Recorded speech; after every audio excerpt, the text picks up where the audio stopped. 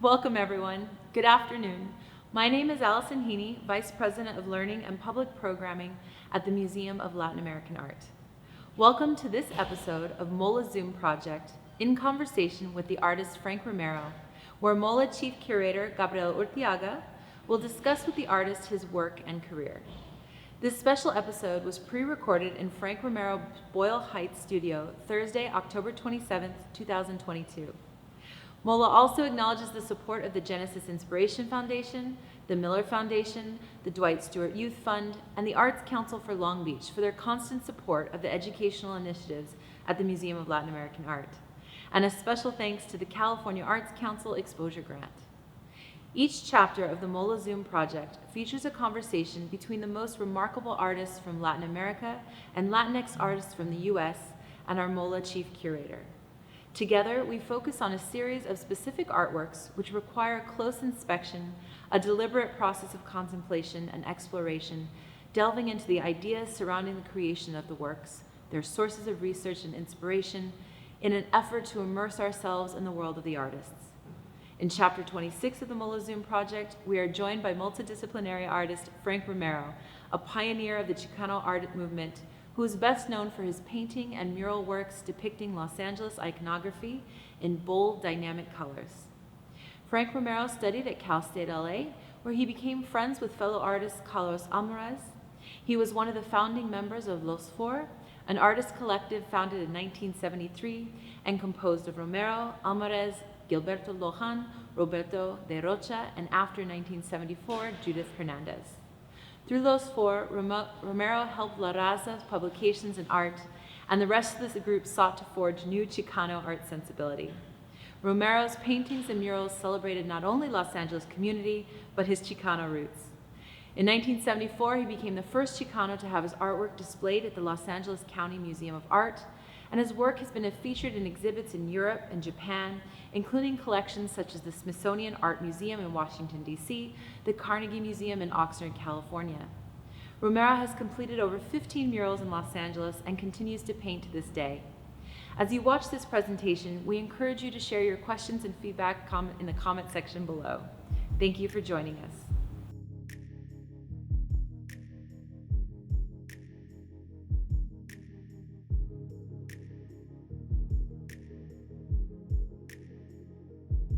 Hello everyone, welcome.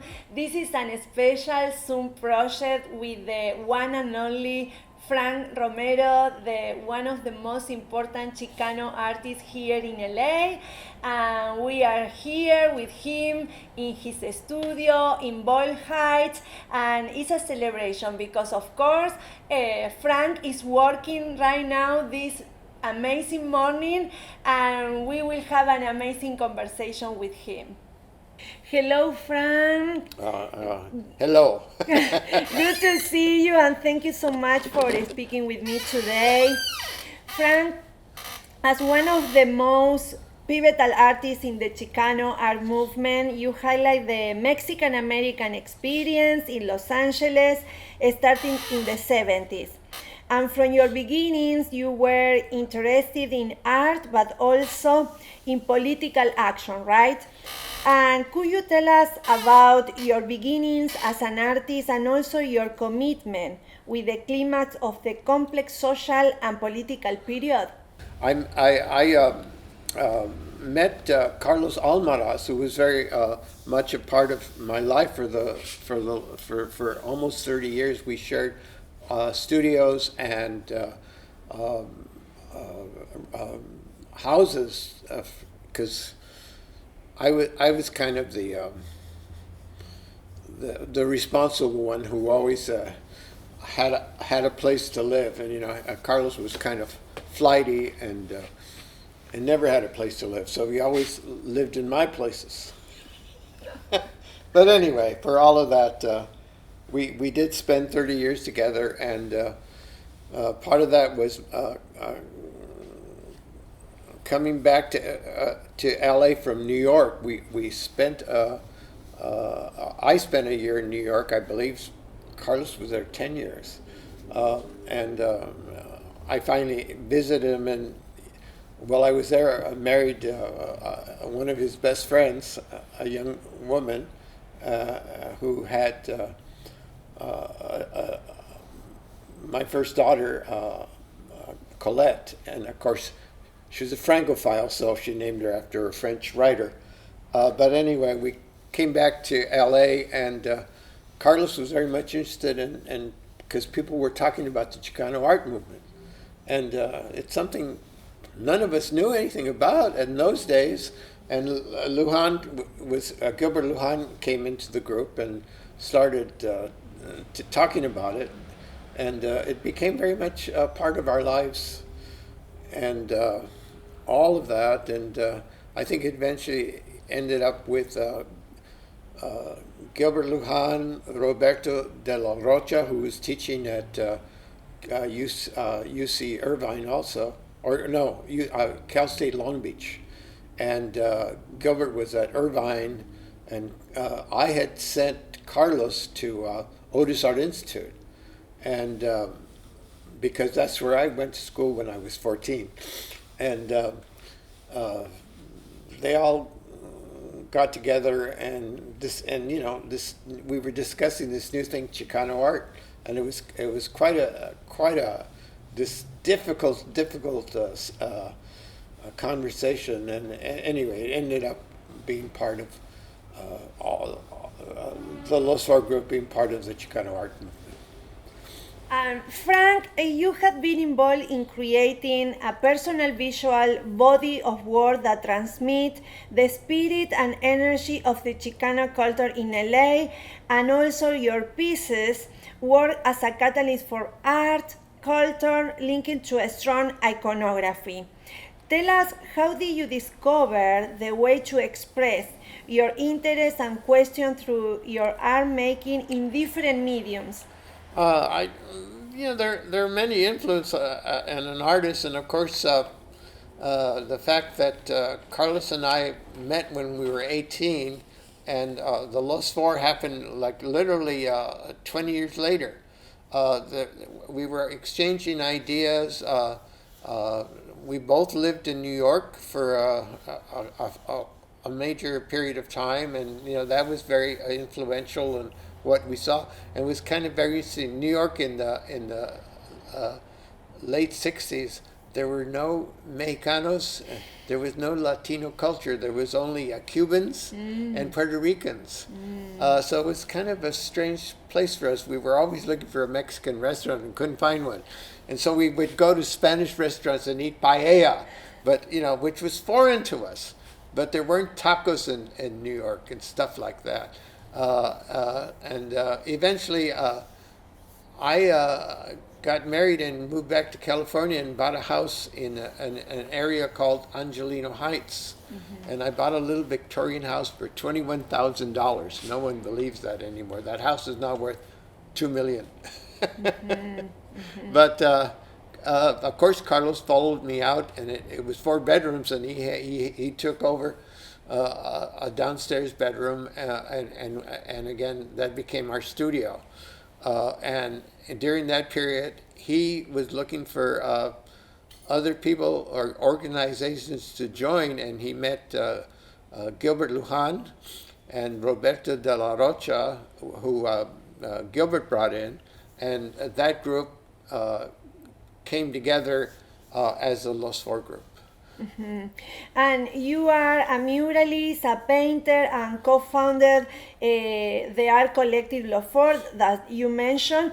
And I would like to know the reaction of the audience when they visit your shows here in LA, in LACMA. Tell us a little more about that experience. It's a funny, the show was very successful, the Los Four show.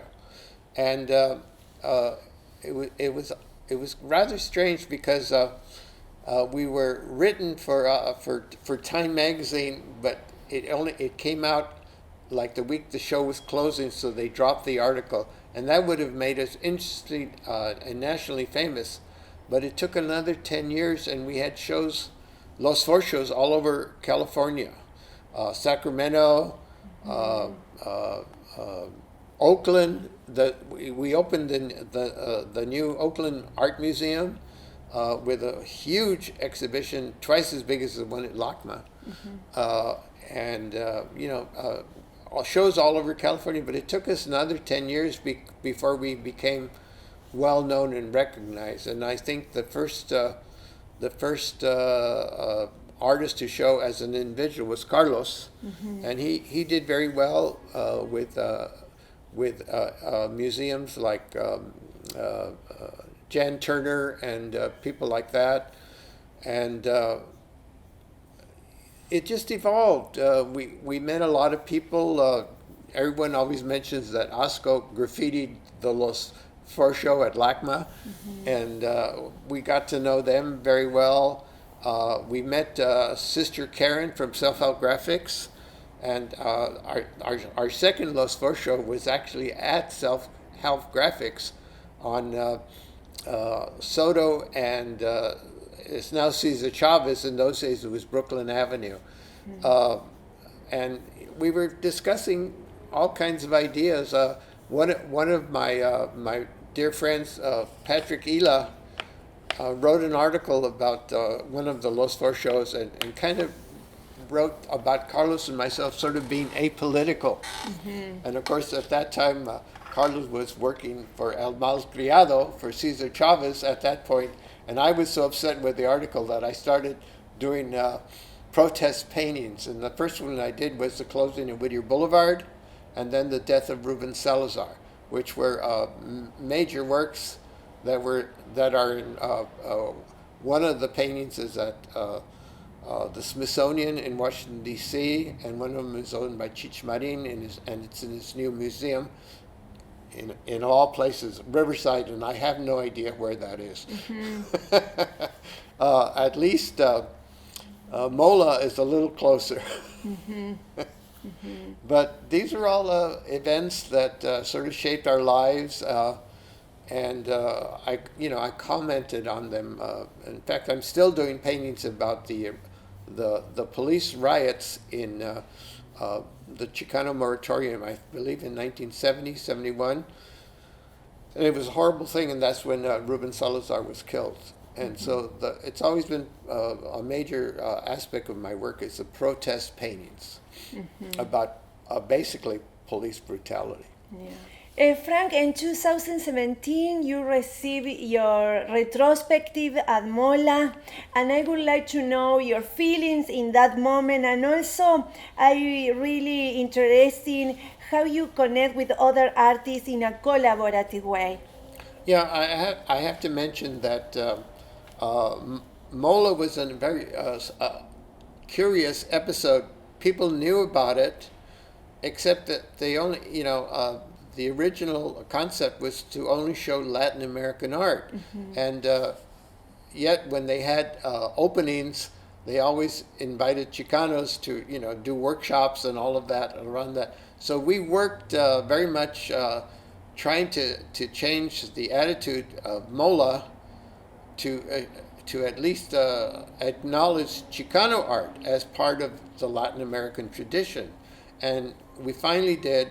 My exhibition in 2017 was the first. I was the first Chicano artist to open at MOLAA. Yeah. And it was very exciting. Yeah. I'll mention this piece here, which I can show you. It's a collaborative mural, basically done with the Los Four members all together, and that was a political thing. Carlos always was espousing communism as a practical idea, and of course I thought it wasn't. So we always had political arguments about that. But in my case, I wanted to do collaborative work, and this is a collaborative painting by the members of Los Four, and I've taken that idea, and now I'm meeting very young artists in their early 30s and stuff like that, who are helping me. There's a painting we can show you a little later over here that is new this year, and it has a lot of young artists. And I've asked my daughter, who's a prominent Chicana Jewish muralist, bicultural, bilingual again, and that's just always been an aspect of my work, working with other groups and collaborating with a lot of artists. Yeah, this is amazing. And Frank, can you talk a little more about your relationship with the muralist movement here in LA, especially about your masterpiece of the Olympic Games? Yes. The mural movement really started in the early 70s, and there's rumors that Judy Baca maybe did one of their very first murals, maybe in the river channel. Yeah.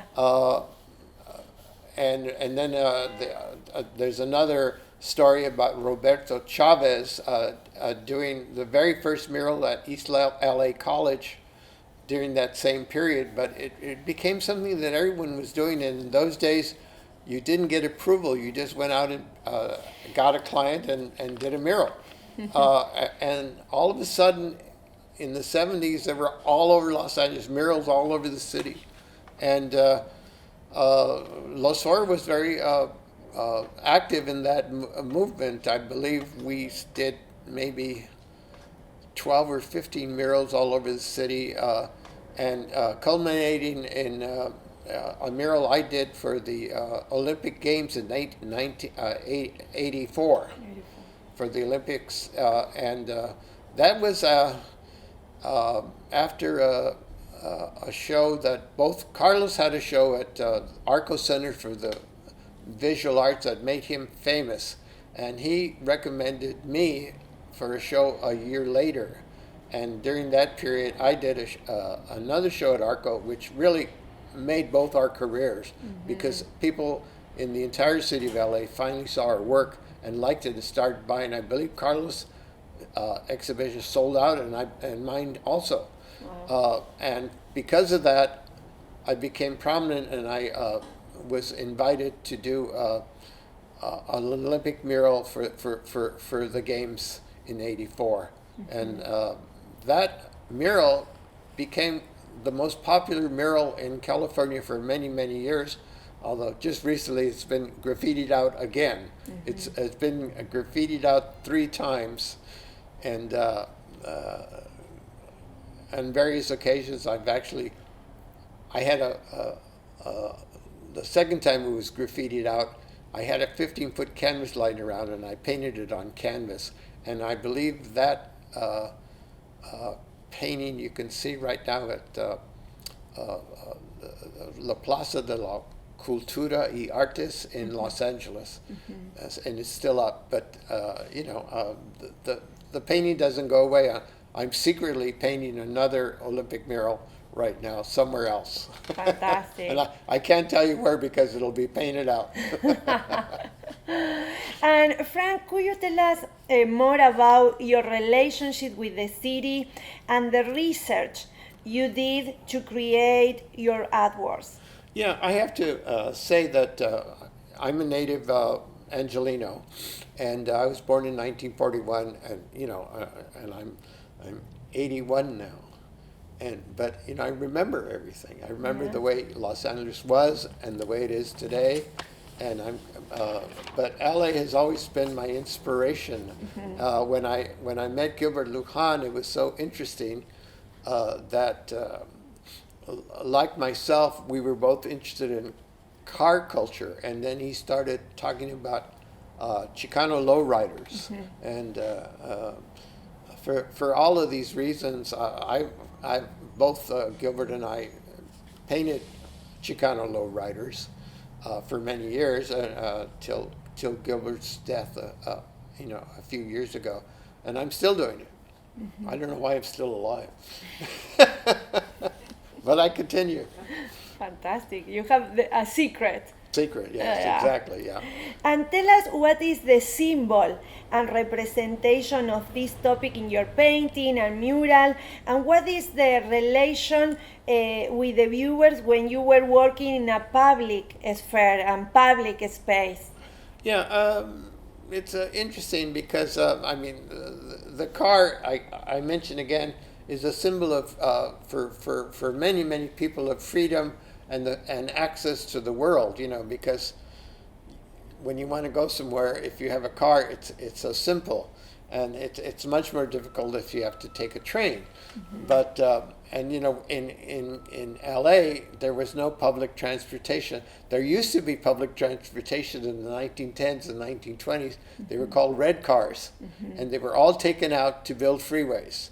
And the only way you could travel in Los Angeles was by car.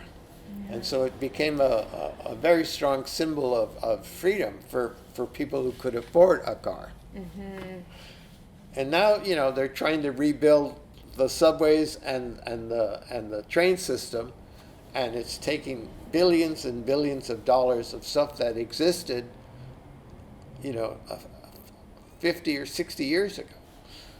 And it's amazing. I know that one of your favorite places in the world is Hawaii, and we are here in front of your most recent paintings and colorations that you create in Hawaii. Tell us the context of these particular pieces and what is the significance of Hawaii to you. Well, it's very interesting. I believe, I think my oldest daughter started going maybe with Carlos Alvarez and his wife Elsa early, you know, 20 or 30 years ago. And Carlos loved so much he bought a little teeny house with the first money he made from the sale of his paintings.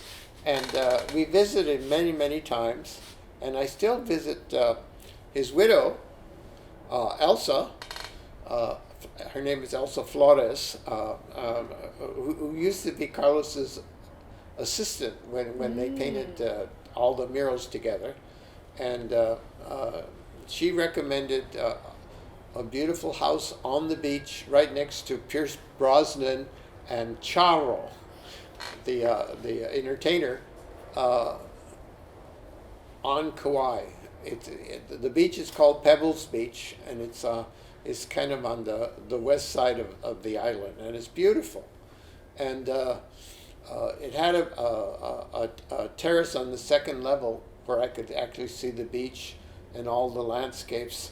And so I sat there every day and did these watercolors, and this is an acrylic on canvas. But I really enjoyed just sitting there all day and doing paintings. And, you know, because I guess, you know, I don't like going in the water. It's too clammy, and it's difficult for me to walk on the sand in Kauai. I think the sand there is crushed coral. And it's a different texture than the sand, say, in California, which is a little firmer. But it's a beautiful place and incredible. And we mentioned this painting here called Rain because every day on Kauai for 5 or 10 minutes, and maybe 15, it'll rain. And because of that, the island, I think it's the heaviest rainfall in the entire world. And the island is incredibly green. And it's beautiful, absolutely beautiful. And so this is some of the landscapes I do there. Yes. Yeah. And Frank, another important place for you and your career is France. Tell us about that experience and also the inspiration that you find in that area in Europe. Yeah, it's very interesting. France has always been, spoken of. My very first or only high school art teacher always was talking about the French Impressionists, and he studied at the university. The art school in Chicago, Chicago Art Institute, and it's always been sort of artists growing up in the 50s were very much influenced by Picasso and the French Impressionists.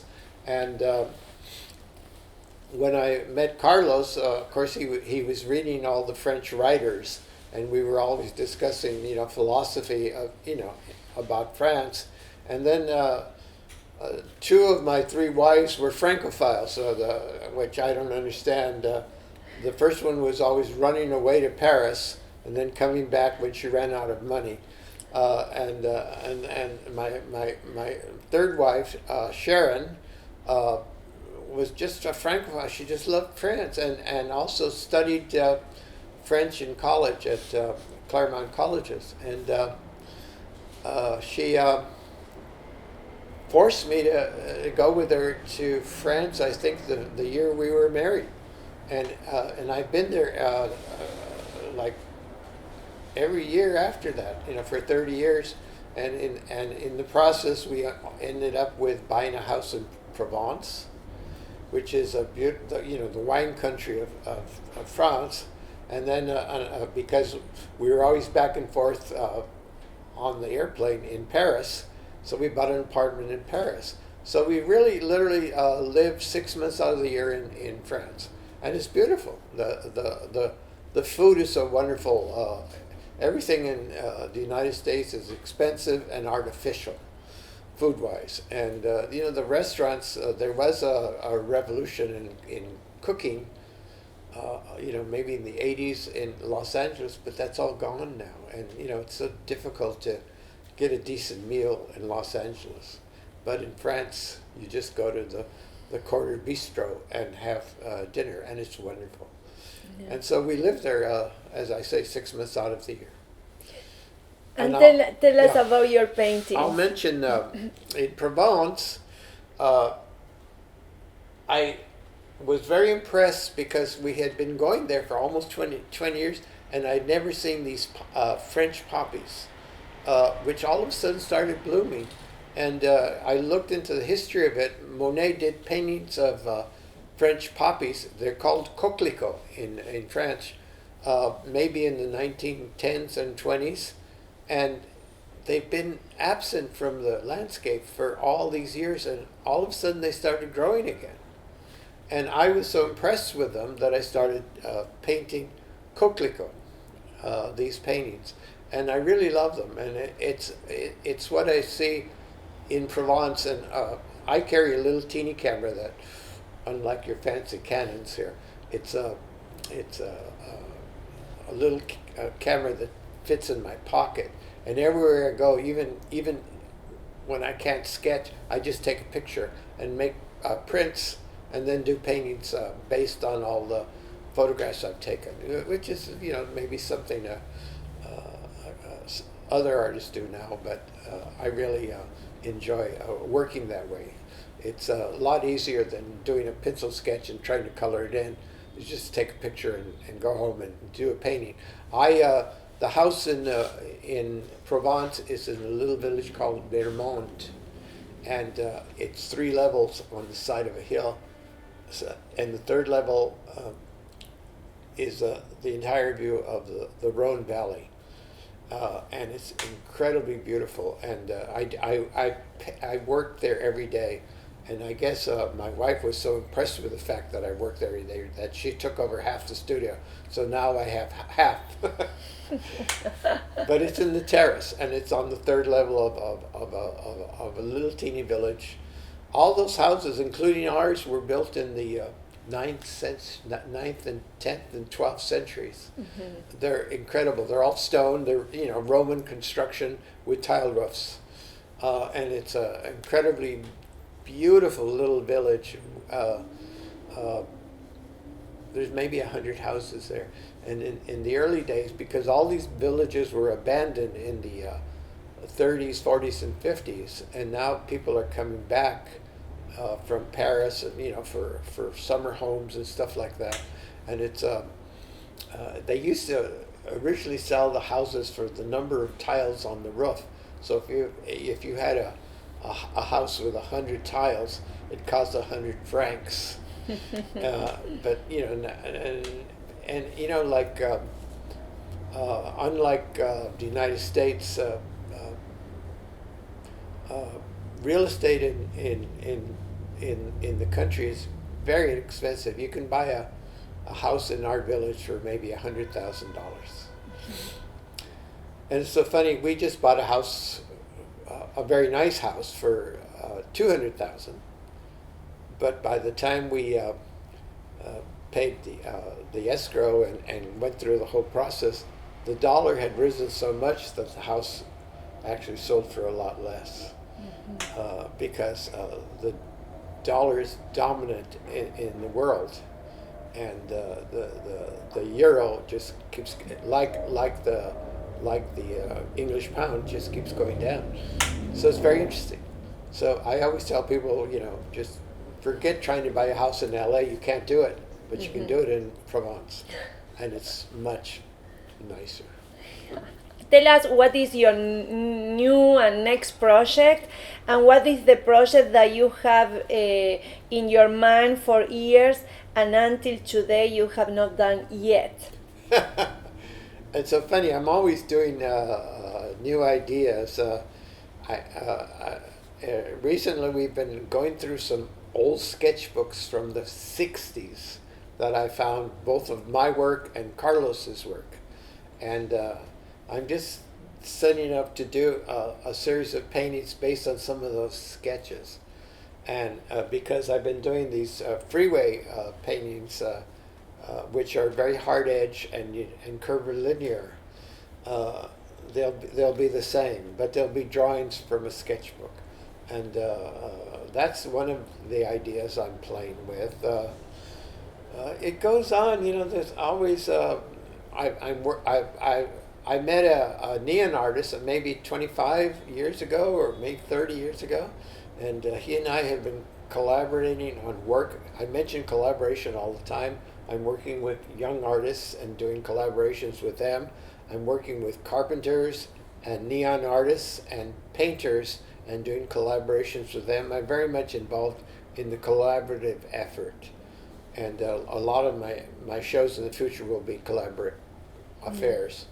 I believe I'm having a show at the Neon Museum in Glendale, and it'll be the art of collaboration, working with carpenters, painters, myself, and neon artists. Fantastic. And now in November we will present your Altar of the Virgen of Guadalupe, right. that also was a collaboration project, right? Yes, I'll mention that because originally I built this box, which was very much like the boxes that they used to take from house to house to put ofrendas in, but it was a little teeny Virgin Mary, maybe 12 inches high, and I did a 4 by 8 foot version of it, a giant box. And it's so funny, I've asked a lot of the artists I knew in those days, Gilbert Lujan and Margaret Garcia and Nancy Romero, my second wife, who painted the Virgen because it was too complicated for me. And then I asked my neon artist, Michael Fleckner, to do a crown and a border all in neon, and it glows, and it's just beautiful. And that will be at MOLAA in a month. Yes, fantastic. Oh, Frank, thank you so much for your generosity and for this amazing conversation. We really appreciate it. Thank you. Good. And thank God I got my coffee. Yes.